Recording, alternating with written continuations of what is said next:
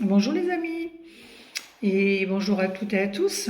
Aujourd'hui, je fais cette petite vidéo pour expliquer voilà, rapidement, puisque je l'ai déjà fait précédemment dans d'autres vidéos, euh, le travail d'enquête, le métier de médium enquêteur. Bon, c'est pas nouveau, hein, mais en France, je veux dire, ça se démocratise de plus en plus.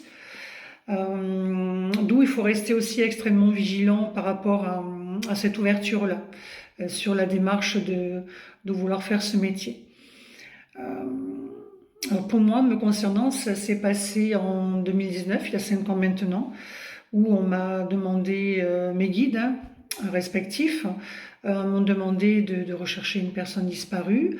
De là, on a découlé qu'il fallait faire des recherches sur le terrain, amener des pièces au puzzle. Alors pour amener des pièces au puzzle aussi, non seulement on m'a apporté aussi des personnes sur mon chemin. Et d'ailleurs, je les remercie grandement, puisque sans elles, voilà, j'en serais pas aussi loin aujourd'hui qu'en étant seule dès le départ. Parce que c'est vrai, quand on débute sur les enquêtes, bien évidemment, moi j'ai eu un mentor, parce que voilà, je me devais euh, d'apporter le meilleur des services et voilà aux polices, à la police, je veux dire, aux instances judiciaires, c'est pareil, la famille, les victimes aussi. Donc, sans l'aide des uns et des autres, j'en serais pas aussi arrivée jusque là où j'en suis aujourd'hui. Donc, c'est pour ça que je remercie grandement toutes les personnes qui m'ont aidé, accompagné, évolué aussi, hein, puisque ça m'a aidé aussi dans une période de transition, on va dire, compliquée, hein, puisque qui dit compliqué, c'est pas toujours facile hein, quand on travaille sur les enquêtes, parce que la difficulté, c'est de recevoir en tant que médium des informations qui peut nous amener à nous bousculer intérieurement. Donc voilà, il y a tout ce cheminement aussi personnel que j'ai dû faire et apprendre.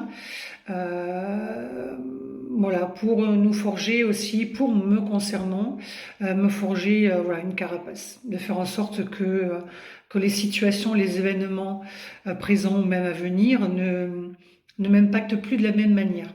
Donc voilà, c'est pour ça que je demande à toute personne qui souhaiterait se lancer dans les enquêtes de vraiment être vigilant et vigilante vis-à-vis de, voilà, de tout ça, de tout ce que je viens d'exprimer, puisque c'est pas donné à tout le monde, et ça j'en suis persuadée. On est tous capables d'analyser, d'observer, d'apporter des éléments, mais pour autant, c'est un travail où, déjà d'une de longue haleine, mais qui demande aussi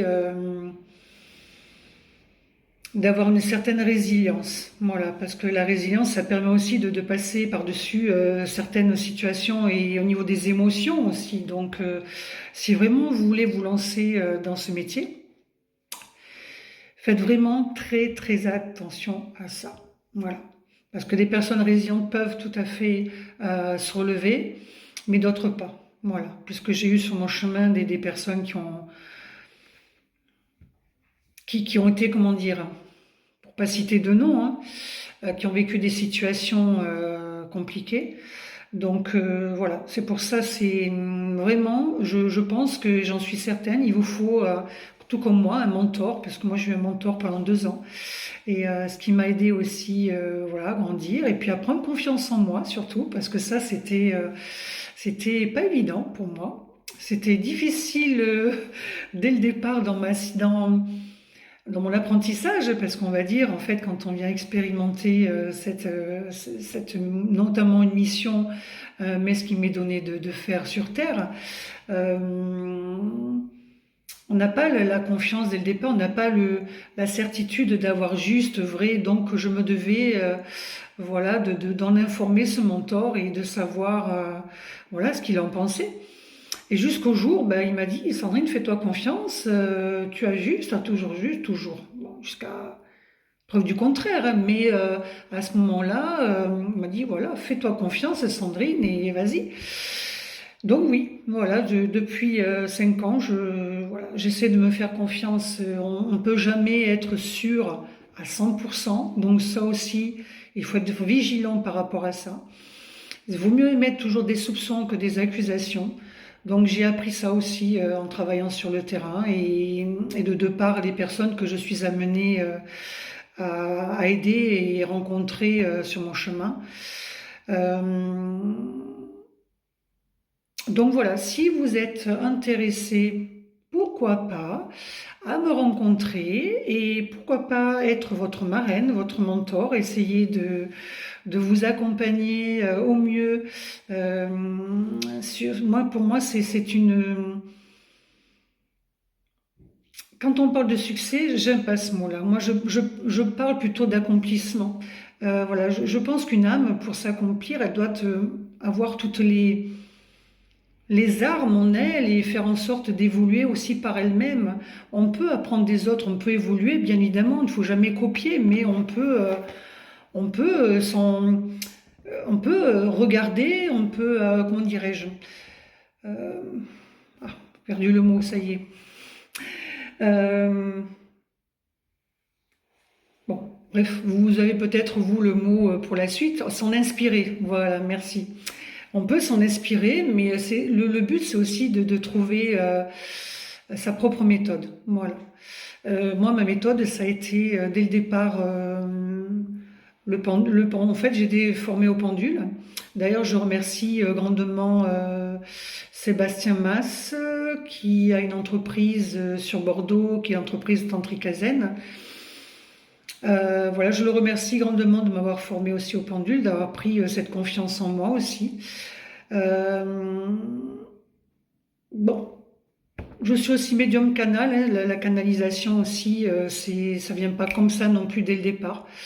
C'est pour ça que je peux aussi vous aider, vous accompagner sur le chemin de l'évolution, en passant par euh, en fait, c'est un processus de libération aussi, de dépollution, de parasites, enlever tout ça. Et plus nous allons nous dépolluer, nous déparasiter, nous aligner, nous recentrer, aligner les chakras, c'est vraiment une question d'alignement et de centrage pour avoir une très bonne connexion aussi avec l'au-delà.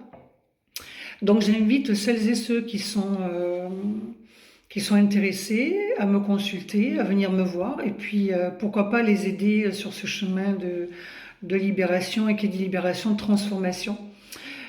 Comme j'ai cette image de la chenille, hein, la chenille qui veut évoluer, et quand elle évolue, ben, elle se transforme en papillon. Donc voilà, j'ai vraiment cette image-là de vous aider dans la transformation, de devenir de chenille à papillon. Voilà, mais écoutez, je vous laisse le soin d'aller visiter aussi mon site internet www.sandrinemaro.com. Alors, mon numéro de téléphone direct 06 12 97 05 54. Alors, je consulte sur Ourtin. Alors, Ourtin, ça se situe dans le Médoc, un peu plus en bas de Bordeaux, sur la côte atlantique. Alors, l'adresse, le 4 rue de la Poste, au centre de la médecine douce, 33 990 Ourtin, où je me ferai le plaisir de vous recevoir. Et puis, à vous maintenant de faire la démarche et pourquoi pas, voilà, me solliciter aussi pour un certain travail de recherche, d'accompagnement, de libération. Voilà, donc je vous laisse le soin à vous de faire votre propre opinion, parce que ce qui est important aussi, c'est non seulement, oui, vous pouvez aller voir des tas d'avis, vous pouvez entendre telle ou telle chose, telle situation, mais moi je pense qu'il est important aujourd'hui de faire votre propre opinion. Et pour cela, il faut tenter. Voilà, il faut tenter l'aventure, n'ayez pas peur, et je ne mords pas, je suis... je suis quelqu'un de bienveillante, donc voilà, je me ferai une joie et un plaisir de vous accompagner, de vous aider. Bon, alors n'hésitez pas, voilà, à me contacter, et puis je vous dis à bientôt pour de prochaines informations et vidéos.